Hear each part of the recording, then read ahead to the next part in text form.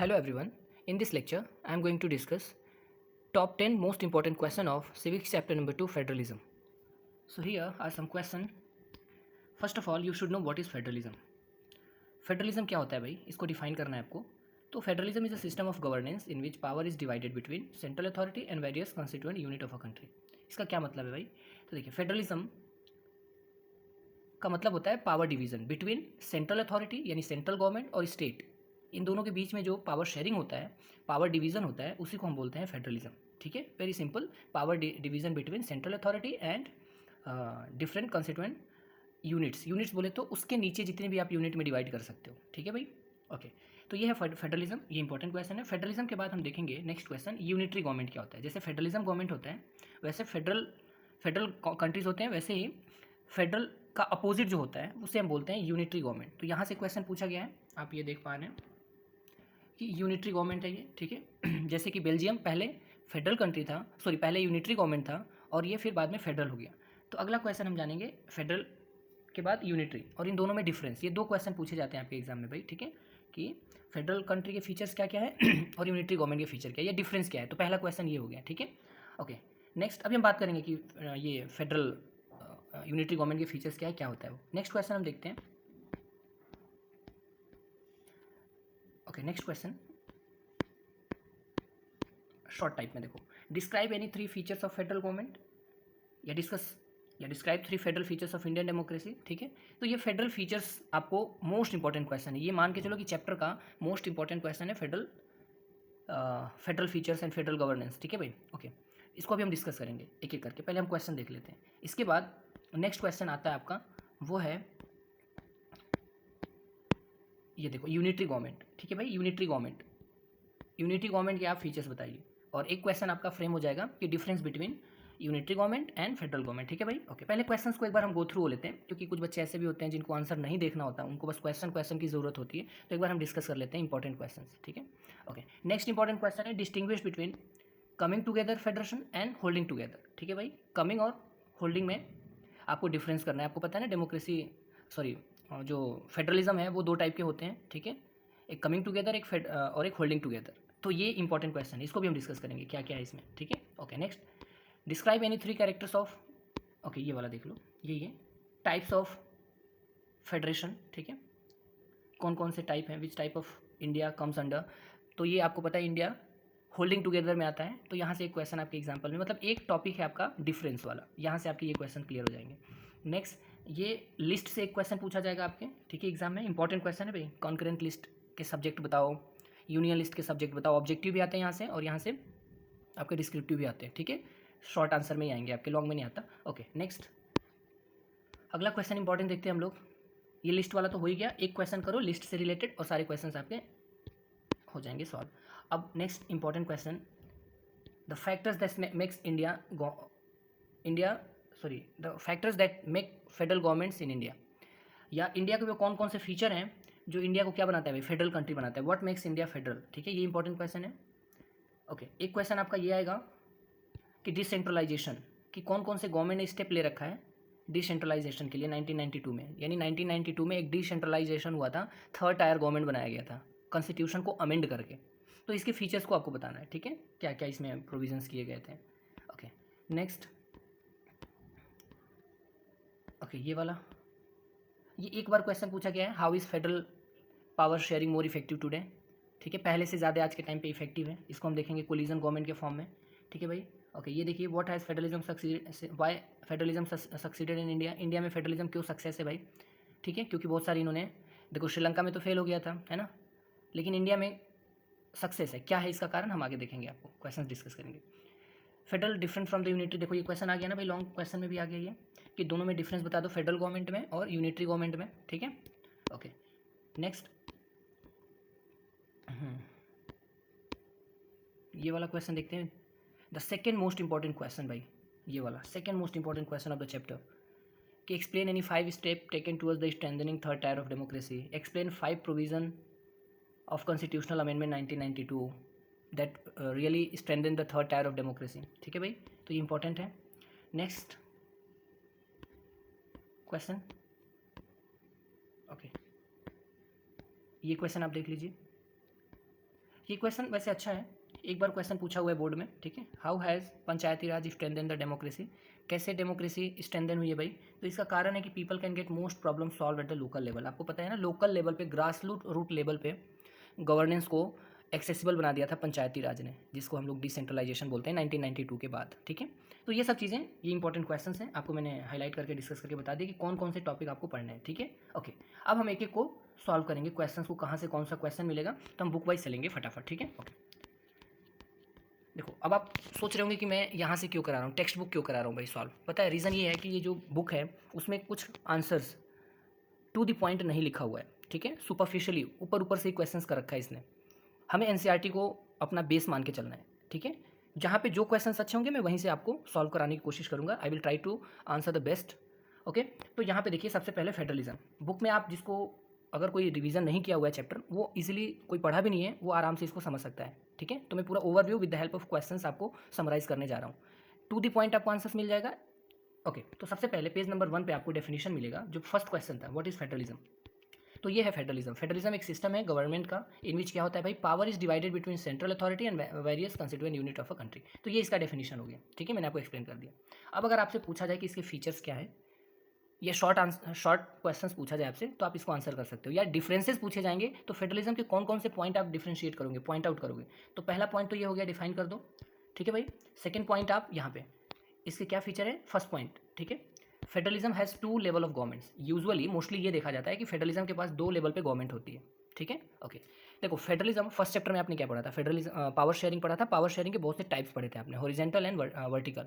तो फेडरलिज्म कौन से वाले टाइप में आता है, ये वर्टिकल वाले में आता है, ठीक है। ओके, तो 2 लेवल्स ऑफ गवर्नमेंट होनी चाहिए, पहला फीचर हो गया। 1 government for the entire country, जिसको हम लोग सेंट्रल गवर्नमेंट बोलते हैं, ठीक है। ओके, और ये ज़्यादातर कानून किस पे बनाता है, इसके सब्जेक्ट मैटर क्या है भाई, तो कॉमन नेशनल इंटरेस्ट, जो भी देश से रिलेटेड इश्यूज होंगे उसके लिए ये गवर्नमेंट होती है, यानी central government for the national interest. Second जो लेवल पे गवर्नमेंट होगी, अदर गवर्नमेंट होगी at the level of province या at the level of state, state level पे गवर्नमेंट, जिसको स्टेट गवर्नमेंट बोलते हैं, ठीक है भाई।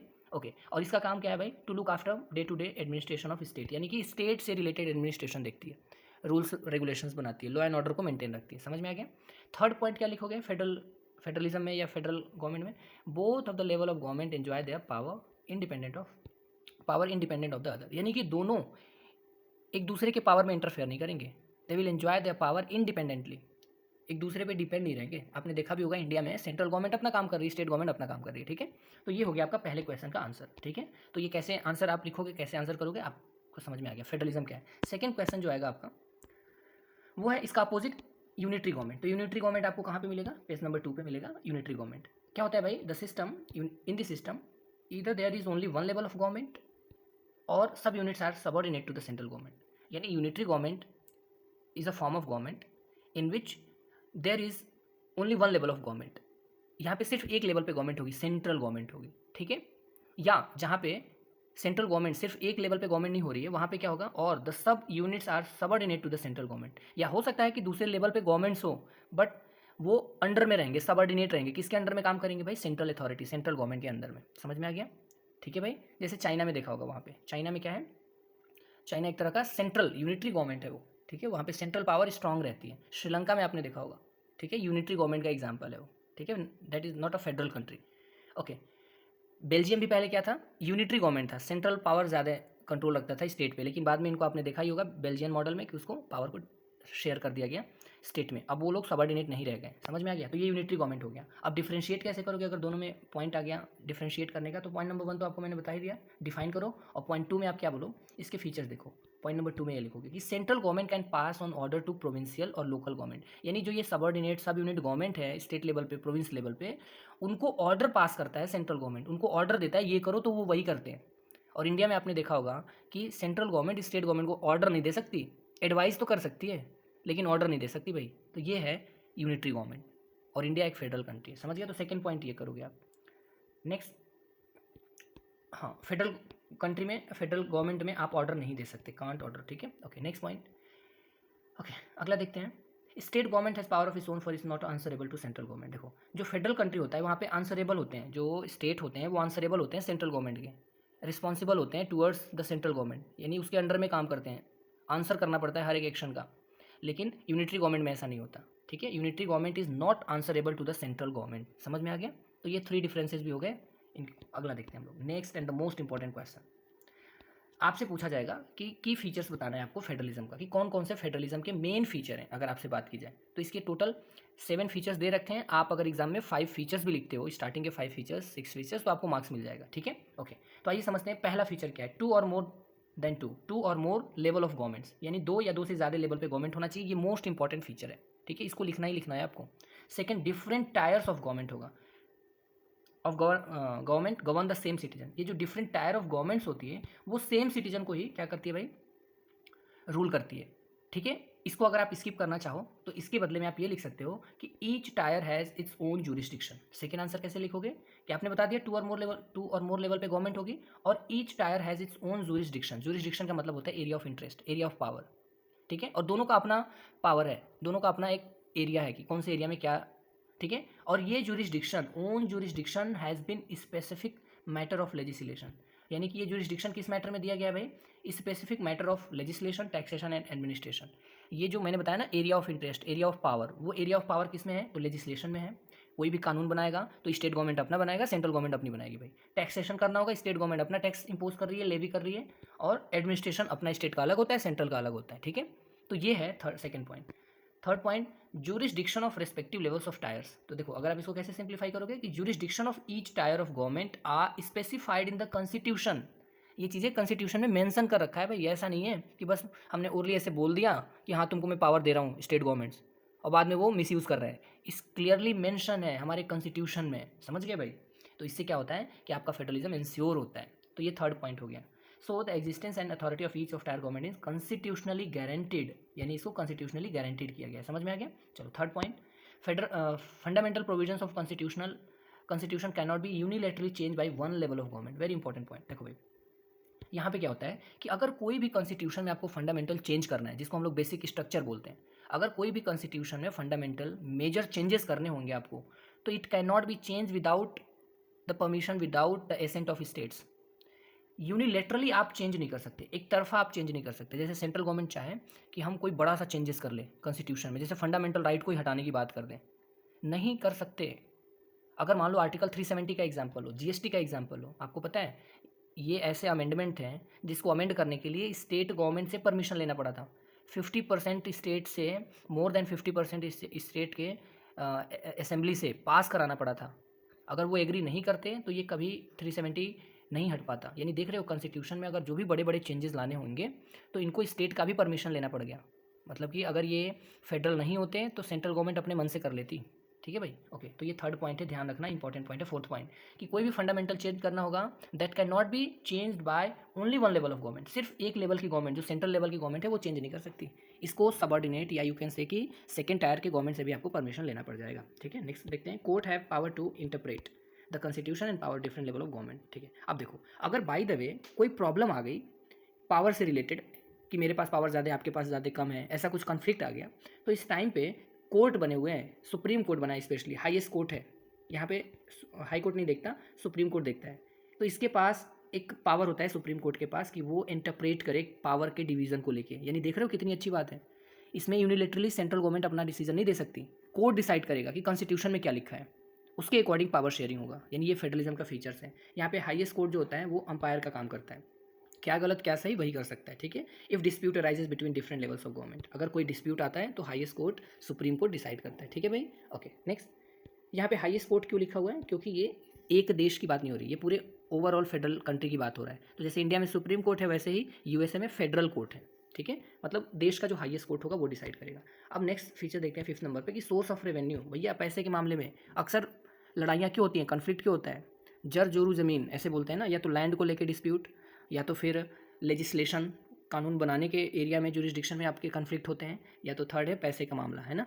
तो पैसे के मामले में भी यहाँ पे कन्फ्लिक्ट ना हो, हमारे कॉन्स्टिट्यूशनल मेकर्स ने क्लियरली मेंशन कर रखा है, clearly specified to ensure the financial autonomy की। हर एक स्टेट का, यूनिट का, सेंट्रल का अपना मैटर होगा भाई, अपना ऑटोनॉमी होगा, फाइनेंशियल ऑटोनॉमी होगा, पैसे से रिलेटेड इंडिपेंडेंस होगा। ठीक है, ऑटोनॉमी का मतलब सेल्फ गवर्नड होगा। स्टेट के फिनेंशियल मैटर में सेंट्रल गवर्नमेंट इंटरफेयर नहीं करेगी। ठीक है भाई, तो source of revenue for each government of level are clearly specified, ये स्पेसिफाइड है।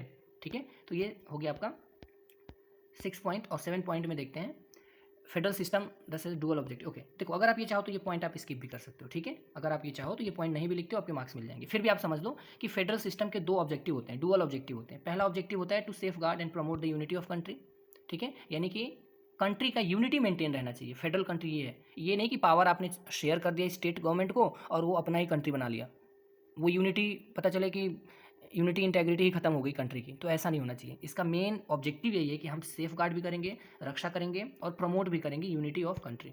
अगर कोई स्टेट गवर्नमेंट है तो वो इसको ध्यान रखेगी। एंड सेकेंड ऑब्जेक्टिव क्या है, टू एकोमोडेट रीजनल डाइवर्सिटी, कि अगर कोई कंट्री में या स्टेट में डाइवर्सिटी है तो उसको हम एकोमोडेट करेंगे, उसको हम हारमोनियस वे में उसको मैनेज करेंगे, ठीक है भाई। तो ये हो गया एकोमोडेशन, ठीक है, रीजनल डाइवर्सिटी को रिस्पेक्ट करना, ठीक है। तो ये है ऑब्जेक्टिव, और ये दोनों ऑब्जेक्टिव फुलफिल होते हैं फेडरलिज्म में। अगर जहाँ पे भी ये दोनों ऑब्जेक्टिव फुलफिल हो रहा है मतलब वो कंट्री फेडरल है। वो फीचर्स, ये एक फीचर है फेडरल कंट्री का, फेडरल गवर्नमेंट का, समझ में आ गया। तो बोथ एस्पेक्ट्स आर फुलफिल्ड, ठीक है भाई। ओके, तो देखा आपने, ये क्वेश्चन मोस्ट इंपॉर्टेंट है, प्लीज़ इसको रिवाइज करके जाना। ओके, अगला देखते हैं हम लोग। ओके, अब हम बात करेंगे दो टाइप का, मैंने आपको बताया था ना फेडरल गवर्नमेंट दो टाइप के होते हैं, एक होता है कमिंग टुगेदर, एक होता है होल्डिंग टुगेदर। तो दो टाइप के क्वेश्चन बनते हैं, या तो ऑब्जेक्टिव में बनेगा या तो 3 मार्क्स के क्वेश्चन बनते हैं शॉर्ट या वेरी शॉर्ट में, कि डिफरेंस बताने हैं आपको। तो सबसे पहले कमिंग टुगेदर कौन सा होता है देखते हैं। पहला पॉइंट इसका ये आप बताओगे, ये डेफिनेशन है। पहला पॉइंट देखो, मैंने इसे लिख भी रखा है। फर्स्ट पॉइंट में आप क्या डिफाइन करोगे कि state coming together on their own to form a bigger unit, यानी ये पहला डेफिनेशन है कि स्टेट्स डिफरेंट जो यूनिट होती हैं वो एक साथ इकट्ठे आती हैं अपने मन से, ऑन देयर ओन, खुद से वो अलग अलग। जैसे मान लो ऐसा हो जाए कि यूपी का यूएसए का एग्जांपल हो, यूएसए की एग्जांपल है कमिंग टुगेदर का। वहाँ पे आपने देखा होगा, सुना भी होगा कि वहाँ पे 50 स्टेट्स हैं। टोटल कितने स्टेट्स हैं भाई? 50 स्टेट्स हैं। जैसे आप एग्जांपल ले लो, कैलिफोर्निया हो गया, ठीक है, और भी बहुत सारे वहाँ पे स्टेट है, वाशिंगटन हो गया, न्यूयॉर्क हो गया, ठीक है, मिसिसिपी हो गया, ठीक है। तो ऐसे बहुत सारे स्टेट है वहाँ पे, डिफरेंट स्टेट हैं। सैन फ्रांसिस्को हो गया, फ्लोरिडा हो गया, ठीक है। ये डिफरेंट स्टेट्स हैं, और ये डिफरेंट स्टेट्स एक साथ, पहले ये अलग अलग थे, सब अलग थे, लेकिन आपको पता है ना कि जब अलग अलग कोई रहता है तो उनके ऊपर खतरा ज़्यादा रहता है, उनकी सिक्योरिटी मेंटेन नहीं हो पाती, कोई भी उस पर अटैक करके उसको कॉलोनाइज कर सकता है। तो ये छोटे छोटे जो यूनिट थे, स्टेट थे, वो एक साथ आते हैं, इकट्ठा आते हैं और एक ट्रीटी साइन करते हैं, और उसके बाद वो एक बड़ा यूनिट बनाते हैं जिसको बोला गया यूएसए, मतलब यूनाइटेड स्टेट्स ऑफ अमेरिका। मतलब ये स्टेट्स यूनाइटेड है, 50 स्टेट से मिलकर बना है ये, समझ गए आप। तो ये कमिंग टुगेदर है, यहाँ पे खुद से आते हैं भाई, अपनी मर्जी से आते हैं और एक बड़ा सा यूनिट बना लेते हैं जिसको यूएसए बोला गया। और कैसे बनाते हैं? By pooling the sovereignty. Pooling का मतलब होता है अटैच कर देना, ठीक है, इंटीग्रेट कर देना, कलेक्ट कर लेना, इकट्ठा कर लेना। तो सबको, सबकी सोवरेनिटी को एक साथ मिला के इन्होंने एक यूनिट बनाया, ठीक है। ऐसा अगर कहीं पे होगा फेडरलिज्म तो इसको बोलते हैं हम लोग कमिंग टुगेदर, ठीक है। अब इसके फीचर्स देख लो। They can increase their security. ऐसा क्यों करते हैं? इसका कारण यह है कि इससे इनकी सिक्योरिटी बढ़ जाती है, ठीक है भाई। ओके, दिस टाइप ऑफ, और पहला पॉइंट ये हो गया। दूसरा पॉइंट आप इसके एग्जांपल दे दोगे कि 3 एग्जांपल है, यूएसए, स्विट्जरलैंड, ऑस्ट्रेलिया। कई बार क्वेश्चन पूछा गया, USA, Switzerland, Australia are the example of coming together. ये सेकंड पॉइंट हो गया, बस इतना ही। थर्ड पॉइंट यहाँ से लिखो, all the constituent states usually have the equal power, most important thing, ठीक है। यानी कि जितने भी ये यूनिट्स में हैं, जो स्टेट मिलके एक साथ आके अपना यूनाइटेड हो रहे हैं, तो इनके पास जितने भी स्टेट्स हैं, all states have the equal power, सबके पास इक्वल पावर होता है, ध्यान रखना, ठीक है। इंडिया में आपने देखा होगा कि सभी स्टेट के पास इक्वल स्टेटस नहीं है। कोई यूनियन टेरिटरी है, किसी को स्पेशल प्रोविज़न मिला हुआ है, जैसे जम्मू एंड कश्मीर को मिला हुआ था 370 के थ्रू, ठीक है। नागालैंड को अलग ही कल्चरल, उनको थोड़ा सा प्रोटेक्शन मिला हुआ है। तो देख रहे हो यहाँ पे इंडिया कमिंग टुगेदर एग्जाम्पल नहीं है। यूएसए में 50 स्टेट है, उनका अपना है भाई, सब कुछ इक्वल राइट है, सबके पास इक्वल फ्रीडम है, इक्वल पावर है, कोई छोटा बड़ा नहीं वहाँ पे। यूटी टाइप का कोई कॉन्सेप्ट नहीं है। मतलब कि यहाँ पे स्ट्रांग होता है कौन भाई? थर्ड पॉइंट ये भी कर सकते हो कि यहाँ पे स्टेट जो गवर्नमेंट होती है वो स्ट्रॉन्गर होती है। वीज़ वीज़ का मतलब होता है in comparison to the federal government. Federal government के कंपैरिजन में इसको फोर्थ पॉइंट भी बना सकते हो आप, कि यहाँ पे स्ट्रांग कौन होता है? स्टेट गवर्नमेंट स्ट्रांग होती है, और इंडिया में देखो सेंट्रल गवर्नमेंट स्ट्रांग है, ठीक है। ओके, तो आई होप ये समझ में आ गया कमिंग टुगेदर के 3 पॉइंट्स। इसको नोट्स बना लेना या बुक में ही आप मार्क कर लेना, कोई इशू नहीं है। ओके, नेक्स्ट पॉइंट देखते हैं। अब सेकंड टाइप ऑफ, दूसरा है होल्डिंग टुगेदर। होल्डिंग टुगेदर में क्या होता है? Where a large country decides to divide its power. यहाँ पे पावर डिवीजन किया गया है। एक पहले कंट्री बनेगा, जैसे देखो इंडिया में क्या हुआ, पहले इंडिया ब्रिटिशर से इंडिपेंडेंस लिया, उनको आज़ादी मिल गई, और आज़ादी मिलने के बाद, इंडिपेंडेंस होने के बाद उनको लगा कि हम डिवाइड कर देते हैं प्रोविंसेस में, स्टेट में पावर डिवीजन कर लेते हैं। और अमेरिका में क्या हुआ, पहले जितने भी 50 स्टेट्स थे वो सब अलग अलग थे, सेपरेट थे। अमेरिकन रेवोल्यूशन हुआ था वहाँ पे, सब अलग अलग थे, और बाद में वो इकट्ठा होकर एक देश बना रहे हैं। और ये होल्डिंग टुगेदर में क्या है? होल्डिंग टुगेदर में पहले कंट्री, और ये कंट्री आपको पावर डिवाइड कर रही है स्मॉल यूनिट्स में, ठीक है भाई, कंस्टिट्यूएंट स्टेट में।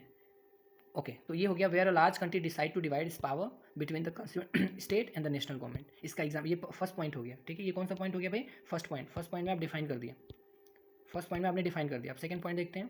सेकंड पॉइंट ये है, इसका एग्जांपल, सेकंड पॉइंट में example India, Spain and Belgium, India, Spain and Belgium, ठीक है। ओके, अब देखो होल्डिंग, इसको हम क्या बोलते हैं? होल्डिंग टुगेदर बोलते हैं। अब यहाँ पे स्टेट और जो सेंट्रल गवर्नमेंट है, इसके बीच में पावर का क्या इक्वलाइजेशन है? क्या दोनों इक्वल पावर एंजॉय करते हैं? तो नहीं, central government tends to be more powerful. ऐसे वाले में सेंट्रल गवर्नमेंट पावरफुल होती है in comparison to the state. यहाँ से ऑब्जेक्टिव क्वेश्चन बनते हैं आपके एग्जाम में, ठीक है, कि कमिंग टुगेदर में, होल्डिंग टुगेदर, दोनों में स्टेट पावरफुल किस में होता है? तो आप बोलोगे कमिंग टुगेदर में। सेंट्रल किस में स्ट्रांग होता है? तो आप होल्डिंग टुगेदर में बोलोगे, ठीक है। तो ये तीन डिफरेंसेस देख लिए, कई बार ये क्वेश्चन पूछा गया है, इसको प्लीज़ इसको अच्छे से रिवाइज कर लेना, ये मोस्ट इंपॉर्टेंट क्वेश्चन है।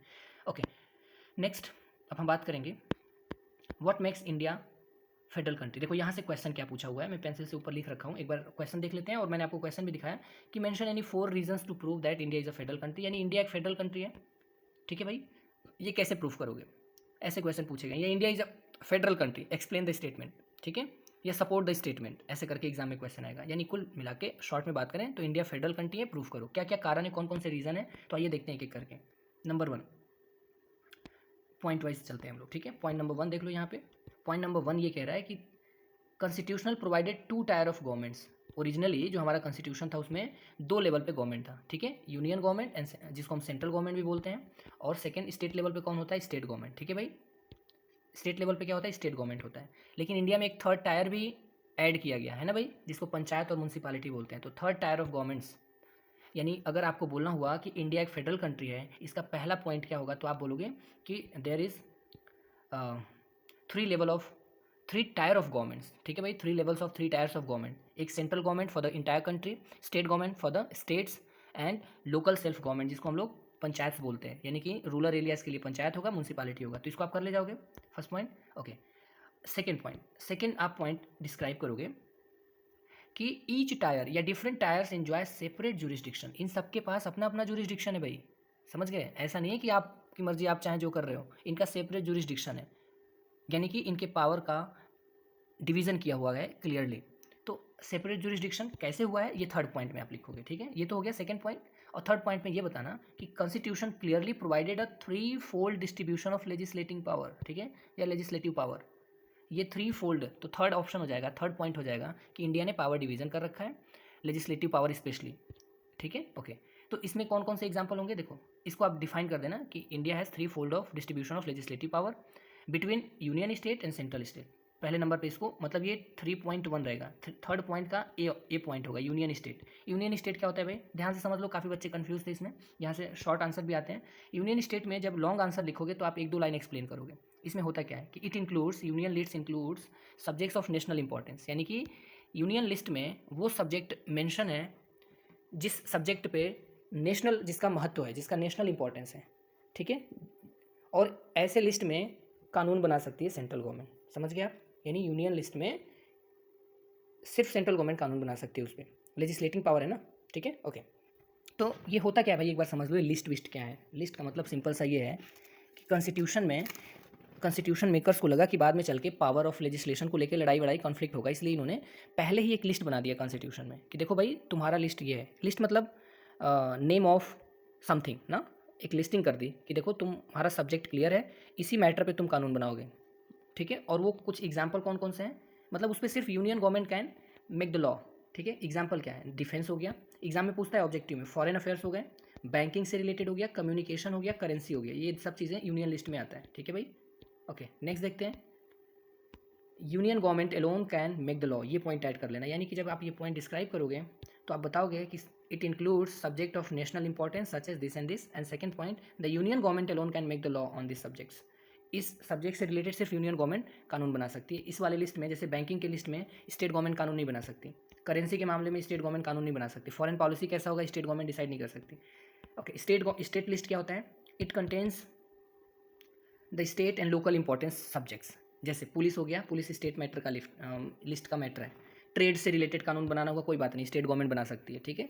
कॉमर्स कैसा होगा, एग्रीकल्चर, ये कई बार एग्जाम में पूछता है, एग्रीकल्चर, इरीगेशन एंड पुलिस, ये दोनों ऐसे मैटर है जो स्टेट लिस्ट में आते हैं। स्टेट लिस्ट मतलब इसमें सिर्फ और सिर्फ स्टेट गवर्नमेंट ही कानून बना सकती है, state government alone can make the law relating to this subjects, ठीक है। तो ये फीचर हो गया। And third point, concurrent list, यहाँ से कई बार एग्जाम में क्वेश्चन पूछा गया है, don't ignore this question. Concurrent list include subject of common interest, यानी कॉमन इंटरेस्ट का मतलब हो गया कि जो दोनों में हो, स्टेट गवर्नमेंट भी बना सकती है इस पर कानून और सेंट्रल गवर्नमेंट भी बना सकती है, यानी कि to both, common interest for the both union government as well as state government, जैसे education, forest, trade, marriages, adoption, succession, ये सब्जेक्ट मैटर कई बार एग्जाम में पूछा गया है।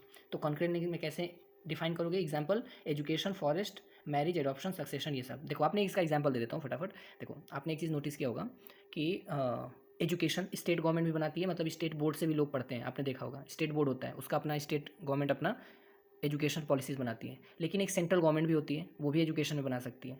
तो आपने न्यू एजुकेशन पॉलिसी 2020 देखा होगा, ठीक है। अच्छा मान लो दोनों ने अगर कानून बना दिया तो मान्य किसका होगा, किसको प्रायोरिटी दी जाएगा, किसको कंसीडर किया जाएगा, तो सेंट्रल गवर्नमेंट वाले को। मान लो एक ही सब्जेक्ट पे दोनों लोगों ने कानून बना दिया कॉन्करेंट लिस्ट में, तो वैलिड किसका माना जाएगा, सेंट्रल गवर्नमेंट को। देखो ये फॉरेस्ट वाला इंपॉर्टेंट है भाई, ये IAS PCS का क्वेश्चन है, पूछा जाता है कि फॉरेस्ट कौन से वाले लिस्ट में आता है, राइट। ओके ओके, यहाँ पे बोल रहा है, देखो यहाँ पे ये वाला पॉइंट एक्सप्लेन करना कि both union as well as state government can make the law on subject mention in this list if there laws conflict with each other. अगर बाय द वे कॉन्फ्लिक्ट हो जाए दोनों में, तो the law made by union government will prevail, यानी कि किसकी validity हो जाएगी, किसको माना जाएगा, प्रिवेल कौन करेगा, तो सेंट्रल गवर्नमेंट वाला, ठीक है, समझ गए। ओके नेक्स्ट, इसके अलावा भी, ये सब तो 3 मैटर सब्जेक्ट लिस्ट हो गए, इसके अलावा भी एक रेजिडुअरी सब्जेक्ट होता है, और इस पे रेजिडुअरी सब्जेक्ट पे जो कानून बनाने का पावर है वो सेंट्रल गवर्नमेंट के पास होता है, यूनियन गवर्नमेंट के पास होता है, ध्यान रखना, ठीक है। ये होता क्या है, रेजिडुअरी का मतलब होता है रिमेन्स, बाकी के जो भी सब्जेक्ट बच गए उस पर कानून कौन बनाएगा। बाय द वे ये जितने भी लिस्ट लिखे हुए हैं, यूनियन लिस्ट, स्टेट लिस्ट, ये सब, तो इसके अलावा कुछ चीज़ें ऐसी भी हैं जो नहीं लिखी हुई हैं इसमें, तो उस पर कानून कौन बनाएगा, तो उस पर यूनियन गवर्नमेंट बनाएगी। जैसे एग्जांपल कंप्यूटर से रिलेटेड जब ये कानून बना था तो कंप्यूटर का उस समय कोई चर्चा ही नहीं था, कोई डिस्कशन ही नहीं था, साइबर क्राइम जैसा कुछ था ही नहीं, ठीक है। तो अब ये बोला गया है कि जो ऐसी चीज़ें होंगी जो कहीं भी मेंशन नहीं है, उस पर कानून कौन बनाएगा, रेजिडुअरी सब्जेक्ट पे, तो सेंट्रल गवर्नमेंट बनाती है, ये ध्यान रखना। ओके नेक्स्ट, ओके अब बाकी के, हाँ तो हम क्या पढ़ रहे थे भाई, हमारा मेन हेडिंग जो था कि what makes India federal country, या prove that India is a federal country. तो मैंने आपको पहला बता दिया कि 3 टायर ऑफ गवर्नमेंट है, दूसरा बता दिया सेपरेट जुरिस्डिक्शन है, थर्ड बता दिया 3 fold of distribution of legislation power है, ठीक है। और फोर्थ पॉइंट पे आ जाते हैं हम लोग, जो कि अब यहाँ पे करना है, बाकी इसमें डिस्कस नहीं करना है आपको, ये बाकी फालतू के हैं, ठीक है, वो बाद में पढ़ेंगे जो भी होगा। अब अगला देखते हैं, नेक्स्ट पॉइंट, कि बेसिक स्ट्रक्चर का कॉन्सेप्ट दिया गया है। बेसिक स्ट्रक्चर क्या होता है भाई, कि state government, the sharing of power between union and state government is basic to the structure. इसको बेसिक स्ट्रक्चर में इंक्लूड किया गया है, यानी power sharing is the basic structure of constitution, यानी कि पावर शेयरिंग एक कॉन्स्टिट्यूशन का बेसिक स्ट्रक्चर है। इसका फ़ायदा क्या है, बेसिक स्ट्रक्चर होने का मतलब है it is not easy to make any changes to this power sharing arrangement. ये जो पावर शेयरिंग का अरेंजमेंट है इसको आप चेंज नहीं कर सकते।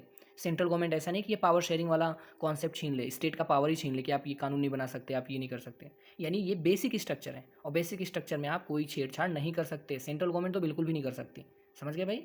तो फेडरलिज्म, इसको शॉर्ट में बोल सकते हो, federalism is a basic to the structure of constitution, ठीक है। फोर्थ पॉइंट बस इतना, that's enough. It means it is not easy to make any change to power sharing arrangement, समझ में आ गया। ओके और बाय द वे सॉरी, अगर कोई चेंज करना भी हो गया, if any change is required, it has to be first passed by the both houses of parliament. दोनों पार्लियामेंट के हाउस से पास करोगे, वो भी 2/3 मेजोरिटी से, स्पेशल मेजोरिटी जिसको बोलते हैं, and then it has to be rectified by the legislation of at least 50% या half of the total state. अगर by the way basic structure में आप चेंज भी कर रहे हो, तो उसको चेंज करने के लिए आपको क्या करना पड़ेगा भाई, दोनों हाउसेज से पास करो, पार्लियामेंट से, वो भी 2/3 मेजोरिटी से, एंड 50% से ज़्यादा स्टेट अगर इसको रेक्टिफाई करेंगे, उसको सहमति प्रदान करेंगे, तब जाके आप ये पास कर सकते हो। यानी कि स्टेट का परमिशन लेना पड़ेगा। जैसे आर्टिकल 370 को जब हटाना पड़ा, ठीक है, तो 370 को पहले पार्लियामेंट से पास किया गया, एंड देन 50% से ज़्यादा स्टेट ने इसको रेक्टिफाई किया, ठीक है भाई, इसको रेक्टिफाई किया, परमिशन दिया कि हाँ ठीक है, समझ रहे हो। GST भी ऐसे ही आया था, ठीक है। तो ये देख रहे हो, ये फेडरलिज्म का इंडिया का फीचर है कि इंडिया स्टेट को भी इंपॉर्टेंस दे रहा है, ठीक है। तो ये फिफ्थ, लेकिन अगर फोर्थ पॉइंट आपको लिखना हुआ तो बस इतना ही लिखोगे आप, ज़्यादा लिखने की ज़रूरत नहीं, बस इतना, ठीक है। अगर आप point wise fourth point describe कर रहे हो तो नेक्स्ट फिफ्थ पॉइंट में आ जाओ, judiciary play an important role. आपको पता ही है ना कि जुडिशरी का भी एक अपना इंडिपेंडेंट जुरिस्डिक्शन है, ठीक है भाई। ये क्या करती है, एक रोल प्ले करती है टू ओवरसी या सर्विलांस रखती है इम्प्लीमेंटेशन ऑफ कॉन्स्टिट्यूशनल प्रोविजन, की कोई भी कॉन्स्टिट्यूशनल इंप्लीमेंट करने में जुडिशरी बहुत ही इंपॉर्टेंट रोल प्ले करती है। वो ये चेक करती रहती है कि क्या ये जो एग्जीक्यूटिव है, जुडिशरी है, अपना काम सही से कर रहे हैं नहीं कर रहे हैं। और अगर बाय द वे कोई डिस्प्यूट आ गया पावर डिवीजन से रिलेटेड, तो इस मैटर को शॉर्ट आउट कौन करेगा, इस मैटर को high court and supreme court sort out करते हैं। तो ये भी एक तरीका है कि आपस में वो लोग अगर दोनों में बात नहीं बन रही है तो इनका कन्फ्यूजन कौन दूर करेगा भाई, सेंट्रल गवर्नमेंट करती है, सॉरी जुडिशरी करती है। तो ये भी एक फीचर है इंडिपेंडेंट जुडिशरी जिसको बोलते हैं। तो आप हेडिंग डाल सकते हो इंडिपेंडेंट जुडिशरी। सिक्स पॉइंट जो प्रूफ करता है India is a federal country, union and state government has power to raise the resource. देखो भाई फिनेंशियली भी हमने पावर डिवीजन कर रखा है, ठीक है। इसमें क्या कर रखा है कि हमारे यूनियन और सेंट्रल गवर्नमेंट के पास अपने अपने पावर है टू रेज द रिसोर्स, कि आप अपना रिसोर्स जनरेट कर सकते हो बाय लेविंग टैक्स। जो मर्जी टैक्स लगाओ, इनकम टैक्स लगाओ, हाउस टैक्स लगाओ, क्या कर रहे हो ये आपकी मर्जी है, ठीक है भाई। आप ठीक है, तो आप अपना रिसोर्स को जनरेट कर सकते हो by levying taxes in order to carry on the government and responsibility. यानी कि देश को चलाने के लिए आप अपने लेवल पे टैक्स को जनरेट कर सकते हो। जैसे कई बार फेयर टैक्स लगते हैं, मेला वेला जो टैक्स वैक्स होता है, फेयर होते हैं, बाजार लगते हैं ना, तो देखो उसका भी एक तरीका है उस टैक्स को, हाउस टैक्सेस लगते हैं, तो ये अपने लेवल पे लोग इम्पोज कर सकते हैं। इरीगेशन टैक्स लगता है, ठीक है, स्टेट गवर्नमेंट लेती है इरीगेशन टैक्स वगैरह, ठीक है। तो ये सब कुछ मेंशन है और ये 6 पॉइंट है जो इंडिया को प्रूफ कर रहा है कि फेडरल कंट्री है। समझ में आ गया, फेडरल कंट्री को प्रूफ करने के ये 6 फीचर्स हो गए। आई होप आपको समझ में आ गया होगा। मोस्ट इंपॉर्टेंट क्वेश्चन है भाई, ठीक है। ओके नेक्स्ट, अब हम बात करेंगे हाउ फेडरलिज्म इज प्रैक्टिस। देखो भाई अगला जो क्वेश्चन पूछा गया है कि फेडरलिज्म को कैसे प्रैक्टिस किया जाता है इंडिया में, तो देखो इसके टोटली 4 मेजर वेज हैं। क्वेश्चन एग्जाम में कैसे पूछा गया वो देख लो, कि सजेस्ट, आपको डायरेक्ट ये नहीं पूछा गया कि आप बताओ कैसे फेडरलिज्म प्रैक्टिस किया जा रहा है, आपसे ये पूछा गया कि suggest some major ways through which federalism practice, कि जिसके थ्रू फेडरलिज्म प्रैक्टिस होता है। ऐसे भी पूछा गया कि some major ways that strengthen the federalism, जिससे फेडरलिज्म मजबूत बनता है। भाई वो तरीके बता दो कौन कौन से तरीके हैं। तो एक तरीका है भाई लिंग्विस्टिक स्टेट, ये इंडिया की बात कर रहा है। एक तरीका है लिंग्विस्टिक स्टेट से, जिसमें आप लैंग्वेज के बेस पे स्टेट का क्रिएशन कर देते हो, ठीक है भाई। और सेकंड, लैंग्वेज पॉलिसी को आप अडॉप्ट करते हो, ये भी एक तरीका है फेडरलिज्म को मजबूत करने का। और सेंट्रल स्टेट रिलेशन को स्ट्रांग रखो, सेंट्रल स्टेट का जो रिलेशन है इनको कन्फ्लिक्ट फ्री रखो। और एक और तरीका है कोलिजन गवर्नमेंट। यानी ये 4 तरीके हैं जिससे आप फेडरलिज्म को स्ट्रेंथन करते हो, जिसके थ्रू आप फेडरलिज्म प्रैक्टिस करी जाती है। देखो आपको पता है ना कि श्रीलंका में लैंग्वेज पॉलिसी को फॉलो नहीं किया था, इसीलिए वहाँ पे प्रॉब्लम क्रिएट हो गई थी, है ना। ओके आगे देखते हैं। अब इसके बाद हम यहाँ पे आएंगे, इसके आंसर यहाँ पे शॉर्ट आउट करेंगे पॉइंट वाइज। तो देखो भाई 4 तरीके हो गए लिंग्विस्टिक स्टेट। तो ये 4 टाइप में आप तो डिस्क्राइब कर दोगे थोड़ा थोड़ा, लेकिन यहाँ से क्वेश्चन आपको सेपरेट क्वेश्चन पूछा जाता है कि लिंग्विस्टिक स्टेट के बारे में आप डिस्क्राइब करो कि इंडिया में कैसे लिंग्विस्टिक स्टेट को प्रैक्टिस किया जाता है फेडरलिज्म को स्ट्रेंथन करने के लिए, ठीक है भाई। या हाउ डज लिंग्विस्टिक स्टेट या formation of linguistic state strengthen the federalism, ऐसे क्वेश्चन पूछा जाएगा अलग से। तो देखो इसके मैंने पॉइंट लिख रखे हैं, लिंग्विस्टिक स्टेट वाले क्वेश्चन आ जाए तो इसके 3-4 पॉइंट्स हैं, मैं आपको एक्सप्लेन कर देता हूँ, पूरे बुक में जाने की जरूरत नहीं है। देखो पहला पॉइंट ये है कि जब हमारा ओरिजिनल कॉन्स्टिट्यूशन बना था, यानी कि जब 1950 में हमारा कॉन्स्टिट्यूशन इंप्लीमेंट हो गया था, तो उस टाइम पे there was 4 fold of classification of state. इसको थोड़ा ध्यान से देखना, इंडिया में 4 फोल्ड क्लासिफिकेशन था। ओरिजिनल जो था ना, अभी आज जो प्रेजेंट में आप स्टेट देख रहे हो 28 स्टेट एंड 8 यूनियन टेरिटरी, ये हमेशा चेंज होता रहा है। स्टार्टिंग में ऐसा कुछ नहीं था। जब स्टार्टिंग में हमारा ओरिजिनल कॉन्स्टिट्यूशन था उस टाइम पे 4 फोल्ड ऑफ क्लासिफिकेशन, ये बुक में नहीं दिया हुआ है, आप मेंशन करोगे अगर अच्छे मार्क्स पाना है तो, ठीक है। तो पहला पॉइंट, इन ओरिजिनल कॉन्स्टिट्यूशन, ये डेट आप छोड़ सकते हो, no need to write down. In original constitution there were 4 fold of classification of states.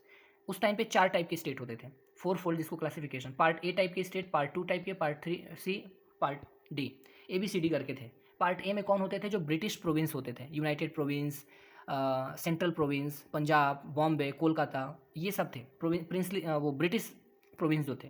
Part B में जो बड़े बड़े प्रिंसली स्टेट थे, ठीक है, हैदराबाद, मैसूर, ऐसे टाइप के जो हो गए, ठीक है। ओके नेक्स्ट, सी टाइप में कोई छोटे छोटे प्रोविंसेस थे, और ये डी टाइप में अंडमान निकोबार था। यानी कि आपको इतना डिस्कस नहीं करना, सिंपली जब ये क्वेश्चन आए कि लिंग्विस्टिक स्टेट के बारे में लिखो, आप शॉर्ट नोट करने को भी आ जाएगा, तो आप सिंपली ये एक्सप्लेन कर देना कि in the original constitution there was 4 fold of classification ABCD, okay. And second point आप लिखोगे कि creation of states on the linguistic basis was done, यानी कि क्रिएशन ऑफ स्टेट, राज्यों का जो निर्माण हुआ वो लैंग्वेज लिंग्विस्टिक यानी लैंग्वेज के बेस पे हुआ, ठीक है भाई। ये भी डन किया गया हमारे में, लिंग्विस्टिक स्टेट बनाए गए, वाज डन। क्यों बनाए गए भाई, टू एंश्योर, ये पॉइंट देखो, to ensure that people who spoke the same language lived in the same state. ये पॉइंट आप यहाँ से लिख सकते हो। दिस वॉज डन, डन के बाद यहाँ पे देख सकते हो आप, done to ensure that the people who spoke the same language lived in the same state. ये लिंग्विस्टिक बेसिस बनाने का कारण ये था, लिंग्विस्टिक स्टेट बनाने का पीछे का मकसद ये था कि हर एक लोगों को ये इंश्योर किया जा सके कि जो कोई भी लैंग्वेज बोलता है उसी जहाँ पे वो रहता है उसी रीजन में रहे जहाँ पे वो लैंग्वेज बोली जाती है। जैसे पंजाबी लैंग्वेज पंजाब में बोली जाती है तो Punjabi speaking people can stay in their state, अपने अपने स्टेट में ही वो रह पाएँ, ठीक है। उसको इंश्योर कराना होगा, ठीक है, कि वो same speaking people can live in the same place, जहाँ रहते हैं जहाँ बोलते हैं लैंग्वेज वहीं रहें, उनको कहीं और ना जाना पड़े, ठीक है। इस चीज़ को इंश्योर कराने के लिए लिंग्विस्टिक स्टेट बनाया गया और ये 1956 में बनाया गया, ठीक है भाई, राइट। जैसे एग्जाम्पल के तौर पे अगर आप ले लो तो एग्जाम्पल के तौर पे आप हरियाणा का ले सकते हो। हरियाणा ओरिजिनल टाइम पे नहीं था, इसका बनाया गया 1966 में। हरियाणा और पंजाब को दो पार्ट में डिवाइड किया गया, पंजाबी स्पीकिंग के लिए पंजाब स्टेट बना दिया गया और हिंदी स्पीकिंग पीपल के लिए हरियाणा बना दिया गया, समझ गए। Not Haryanvi language, Haryanvi language नहीं होता, ये एक डायलेक्ट्स होती है, ठीक है, ओके। तो देखा आपने, स्टेट बना दिया लैंग्वेज के बेस पे। आंध्रा के लिए तेलुगु स्पीकिंग के लिए आंध्र प्रदेश, कन्नड़ के लिए आप कर्नाटका बना दिया, देख रहे हो आप लैंग्वेज के, मलयालम के बेस पे। तो ऐसे करके आपने ये हमारा लिंग्विस्टिक स्टेट बनाया गया। ये एक फेडरलिज्म का ही तरीका है, ठीक है भाई, okay. Formation of linguistic state has actually made the country more United. अब देखो, जब हमने फॉर्मेशन किया लिंग्विस्टिक स्टेट, इससे हमने कंट्री को मोर यूनाइटेड बना दिया, और भी ज़्यादा हमारा देश स्ट्रांग हो गया। पावर शेयरिंग कर दिया ना हमने, पावर शेयरिंग कर दिया, तो इससे क्या हुआ, हमारा देश और भी मजबूत हुआ। Next point, it has also made administration easily, और इससे एडमिनिस्ट्रेशन भी स्ट्रांग होता है या हुआ, समझ गए। तो ये आपको कोई भी क्वेश्चन आ जाए लिंग्विस्टिक स्टेट से, ये पॉइंट आप ऐड ऑन करोगे, ठीक है, बस इतना ही लिखो, एनफ है।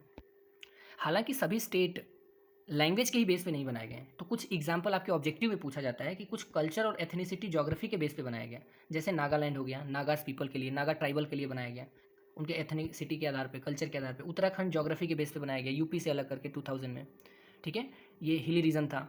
झारखंड को भी बना दिया गया, ठीक है, बिहार से अलग करके। तो ये सब कल्चर और रिसोर्स रिच ज्योग्राफी के बेस पे इनको अलग बना दिया गया। तो ज़रूरी नहीं है, लेकिन मोस्ट ऑफ द स्टेट को हमने लैंग्वेज के बेसिस पे ड्रॉ कर दिया, ठीक है भाई, ओके।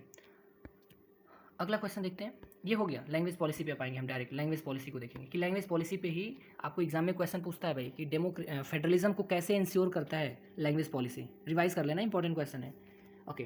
तो देखो, सेकंड जो हमारा पॉइंट है language policy, it is also a way of federalism through which you can ensure the federalism. तो पहला पॉइंट लैंग्वेज पॉलिसी में क्या लिखोगे, देखो, our constitution didn't give the status of national language to any language, यानी कि देश में देयर इज़ नो, आप कैसे लिखोगे, there is no national language of a country, there is not a single language of a country. अगर कोई आपसे पूछे कि देश का लैंग्वेज का, यहाँ कोई लैंग्वेज नहीं भाई, हमारे यहाँ ऑफिशियल लैंग्वेज डिक्लेयर किया गया है हिंदी को। वैसे तो Hindi was the official language, ठीक है, नेशनल लैंग्वेज नहीं है, ध्यान से समझना, ये नेशनल लैंग्वेज कोई नहीं है हमारे कंट्री का। हाँ, ऑफिशियल लैंग्वेज ज़रूर है, यानी कि ऑफिस में जिस लैंग्वेज में काम किया जाता है वो है ऑफिशियल लैंग्वेज। और वो कौन सा लैंग्वेज है भाई, वो है हिंदी। और हिंदी के साथ साथ इंग्लिश भी है, हिंदी और इंग्लिश दो लैंग्वेज ऑफिशियल लैंग्वेज है इंडिया के, ठीक है भाई। तो पहला पॉइंट ये हो गया। आप कैसे लिखोगे इस पॉइंट में, लैंग्वेज पॉलिसी कैसे इंश्योर करती है फेडरलिज्म, तो आप लिखोगे there is not a national language in country, कोई भी नेशनल लैंग्वेज नहीं है, but there is two official language, Hindi and English. Point number 1। Point number 2 आप कैसे करोगे, इसी का आप सेकंड पॉइंट कर सकते हो, Hindi was identified, Hindi and English was identify as a official language, दोनों को आइडेंटिफाई किया गया। नेक्स्ट थर्ड पॉइंट क्या लिखोगे, there were many safeguard to protect other languages, हमारे कॉन्स्टिट्यूशन में अदर लैंग्वेज को प्रोटेक्ट करने का भी प्रोविजन है भाई, सेफ गार्ड बचाने का, ठीक है। क्या क्या तरीके हैं, जैसे देखो हमारे इंडिया में, इसको आप सिंप्लीफाई करो तो आप ऐसे लिख सकते हो कि देयर आर 22 ऑफिशियल लैंग्वेजेस, ठीक है भाई, 22 ऑफिशियल लैंग्वेज है, हिंदी को छोड़ के 21, और ये शेड्यूल्ड लैंग्वेज है, हमारे कॉन्स्टिट्यूशन के 8th शेड्यूल में इसको मेंशन किया हुआ है, ठीक है भाई, 8th शेड्यूल में लैंग्वेज दे रखा है। तो टोटल देखो, श्रीलंका में एक ही ऑफिशियल लैंग्वेज था, इंडिया में हमने क्या किया, 22 ऑफिशियल लैंग्वेज को डिक्लेयर किया हुआ है। तो देख रहे हो, हमने पावर शेयरिंग कर दिया, कॉन्फ्लिक्ट की बातें खत्म हो गई। नेक्स्ट, और ये ऑफिशियल लैंग्वेज का फ़ायदा क्या है, इससे फ़ायदा ये है कि अगर किसी को कोई भी एग्ज़ाम देना हुआ, सेंट्रल गवर्नमेंट का अगर एग्ज़ाम देना हुआ, तो आप क्या कर सकते हो भाई, आप किसी भी लैंग्वेज में दे सकते हो, कन्नड़ में दे दो, मलयालम में, जिसकी मर्जी वो दे, ठीक है। जब भी IAS का पेपर होता है, हर एक लैंग्वेज में पब्लिश होता है, हिंदी, इंग्लिश, कन्नड़, मन्नड़, जितने भी लैंग्वेज हैं ऑफिशियल लैंग्वेज, ठीक है, okay. Next state, fourth point, state to have their own. देखो, ये तो हो गया स्टेट कंट्री वाइज, कि कंट्री के 22 ऑफिशियल लैंग्वेज हो गए, और इसके बाद कंट्री में स्टेट के टोटल ऑफिशियल लैंग्वेज 22 डिक्लेयर कर दिए गए, है ना। लेकिन स्टेट भी अपना खुद का ऑफिशियल लैंग्वेज रख सकता है, ठीक है भाई, ये भी इंपॉर्टेंट पॉइंट है। तो state to have their own official language, for example Haryana का ऑफिशियल लैंग्वेज है हिंदी, ठीक है। ऑफिस में जाओगे आप देखोगे हिंदी में ही सारे काम होते हैं, फंक्शनिंग वर्किंग होती है। लेकिन 2010 में पंजाबी भी ऐड कर दिया गया ऑफिशियल लैंग्वेज। पंजाब में पंजाबी ऑफिशियल लैंग्वेज है। यूपी में उर्दू भी है। देखो कुछ मुस्लिम स्पीकिंग पीपल है, उर्दू भी है। मुस्लिम स्पीकिंग बोल रहा हूँ, सॉरी, मुस्लिम पीपल है जो उर्दू को प्रैक्टिस करते हैं वेस्टर्न यूपी में, तो उर्दू को भी ऑफिशियल लैंग्वेज रखा गया। हमने किसी को डिसरिगार्ड नहीं किया, किसी को डिसरिस्पेक्ट नहीं किया, हम सबको जगह दिया हम अपने देश में, हर एक लैंग्वेज को, हर एक कल्चर को, ठीक है। तो ये हो गया आपका। तो ये 4 पॉइंट्स हो गए हैं भाई, जो क्या करता है आपके लैंग्वेज पॉलिसी में। अगर आए तो लैंग्वेज पॉलिसी में यही लिखोगे, ठीक है, बस इतना। अब आगे देखते हैं next point, central state government के बारे में। ये थर्ड पॉइंट है कि सेंट्रल स्टेट रिलेशन के बारे में अगर एग्जाम में आए तो क्या लिखोगे आप। थोड़ा सा वीडियो लेंदी होगा बट डोंट वरी, पूरे एक वीडियो में पूरा चैप्टर समअप हो जाएगा। देखो ये सब मैंने आपको बता दिया था, फेडरलिज्म वगैरह वाला, ठीक है। लैंग्वेज पॉलिसी में मैंने आपको बता दिया, पॉइंट वाइज एक बार देख लो। No official, no national language, बल्कि यहाँ पे 2 ऑफिशियल लैंग्वेज हैं, Hindi English. Second point, third point में ये स्किप कर सकते हो। फोर्थ पॉइंट में ये लिख सकते हो कि इंडिया में ये 22 ऑफिशियल लैंग्वेज हैं, ठीक है, जिसको शेड्यूल्ड लैंग्वेज भी बोला जाता है क्योंकि ये 8th शेड्यूल में मेंशन है, ठीक है। Okay, state government have their, state के पास अपना खुद का क्या होता है भाई, ऑफिशियल लैंग्वेज होता है, जैसे हरियाणा का, पंजाब का, ये सब चीज़ें, ठीक है। ओके, नेक्स्ट पॉइंट आगे देखते हैं। अब हम बात करेंगे ये वाला सेंट्रल स्टेट के बारे में। बुक में थोड़ा सा क्लियर नहीं दे रखा है, मैं आपको एक्सप्लेन कर देता हूँ यहाँ पे कि देखो, spirit of federalism is fulfilled if state governments exercise their rights as a autonomous federation unit. देखो, फेडरलिज्म तब अच्छा माना जाएगा जब स्टेट गवर्नमेंट को आप फ्रीली काम करने दो, उनको एक्सरसाइज करने दो अपने राइट को। अगर उनमें इंटरफेयर कर रहे हो मतलब कि कोई ना कोई फेडरलिज्म को आप डाइल्यूट कर रहे हो। सेंट्रल स्टेट के बीच में यही कॉन्फ्लिक्ट आता है जब सेंट्रल गवर्नमेंट इंटरफेयर करना स्टार्ट करती है, ठीक है। इट इज़ ओनली पॉसिबल, और ये पॉसिबल कैसे है, when central state relation is harmonious. अगर एक दूसरे से बहुत ही अच्छा हारमोनियस है तो ये तो ठीक है। If relation between central and state government is not good, centre में इंटरप्ट और undermine the power of state. अगर स्टेट और सेंट्रल के बीच में रिलेशन ख़राब होता है या अच्छा नहीं है, इसका कारण ये है कि सेंट्रल गवर्नमेंट क्या कर रही है, वो इंटरप्ट कर रही है, अंडरमाइन कर रही है स्टेट गवर्नमेंट के पावर को एक्सरसाइज नहीं करने दे रही है। Ultimately it would dilute the spirit of federalism, ठीक है। तो स्टेट सेंटर के बीच में रिलेशन अगर आपको अच्छे रखने हैं तो सेंट्रल गवर्नमेंट इंटरफेयर नहीं करेगी, ठीक है। कई बार आपने देखा होगा इंटरफेयर करती है सेंट्रल गवर्नमेंट, ठीक है। ओके, तो ये हो गया आपका। अब इसका एग्जाम में ये नेक्स्ट पॉइंट, यहाँ से क्वेश्चन पूछा गया है, इसी टॉपिक से क्वेश्चन कैसे पूछा गया कि how does central state relation undermine या dilute the spirit of federalism. तो देखो 2 तरीके हैं इसके। पहला तरीका है कि if ruling parties and leaders don't follow the constitutional arrangement. अगर रूलिंग पार्टी ये जो कॉन्स्टिट्यूशनल अरेंजमेंट है पावर शेयरिंग का अगर फॉलो नहीं कर रही है तब ये डाइल्यूट होगा। और second point, if the same party rules both tyre at the centre and state, यानी कि अगर सेंटर में बीजेपी हो और स्टेट में भी बीजेपी हो और ये बहुत लंबे समय तक रूल कर रहे हैं ऐसे, तो in this situation state governments are not able to exercise their right. इस टाइम पे स्टेट गवर्नमेंट जो होती है वो सेंट्रल गवर्नमेंट के अंडर में काम करना स्टार्ट कर देती है। जैसे देखो, सेंटर में है बीजेपी और स्टेट पे है यूपी में बीजेपी, दोनों जगह बीजेपी। तो आप देखोगे कि अक्सर सेंट्रल गवर्नमेंट डिसाइड करती होगी कि कौन सा हमें पॉलिसी अपनाना है। उस समय योगी जी अपने मन का नहीं कर पाते होंगे, ठीक है, ये अक्सर होता है।